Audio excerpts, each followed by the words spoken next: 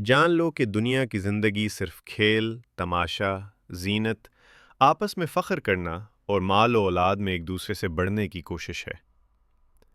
अल्लाह ताला इस आयत में इंसान को दुनिया की हकीकत समझा रहे हैं, यानी ऐसी चीज़ जिसमें वक्ती मसरूफ़ियत हो, फ़ायदा देर पाना हो।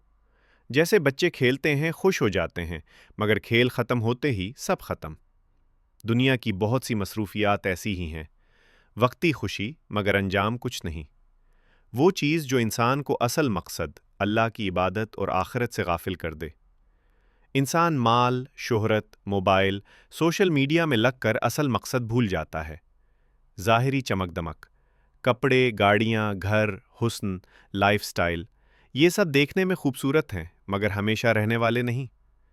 लोग एक दूसरे पर फ़ख्र करते हैं, मेरा घर बड़ा, मेरी नौकरी बेहतर, मेरे फॉलोअर ज़्यादा। ये फ़ख्र इंसान के दिल में तकब्बुर पैदा करता है जो अल्लाह को नापसंद है। इंसान चाहता है ज़्यादा पैसा, ज़्यादा औलाद, ज़्यादा जायदाद, मगर मौत आते ही सब पीछे रह जाता है।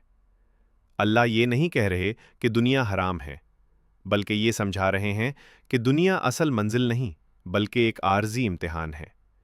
जो शख्स दुनिया को सब कुछ समझ ले वो नुकसान में है, और जो दुनिया को आखिरत के लिए इस्तेमाल करे वो कामयाब है।